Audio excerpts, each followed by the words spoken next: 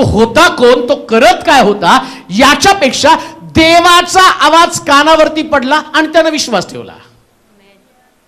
आज पण परमेश्वराचं वचन तुमच्या कानावरती पडत आहे. तुमचं जात, तुमचा धर्म, तुमचा पंथ, तुमचा विश्वास, तुमचं कर्मकांड हे तुम्हाला सुटका देणार नाही, पण या आवाजाची ताकद 100% तुम्हाला सुटका देणार आहे. 100%. तर देवाचं वचन, देवाची वाणी तुमच्या कानावरती पडली. परमेश्वराच्या वाणीनं जसं अब्रामानं विश्वास ठेवला आणि ज्या देवानं त्याला दर्शन पण दिलं नव्हतं, फक्त वाणी कानावरती पडली.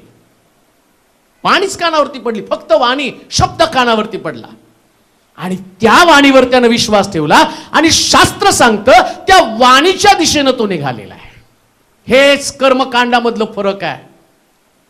ज्या दिवशी तुम्हाला ख्रिस्त समजतो ना, तुम्ही कर्मापेक्षा देवाचं वचन ऐकण्याला महत्व देता. ही वाणी परमेश्वराची तुम्ही ऐकता.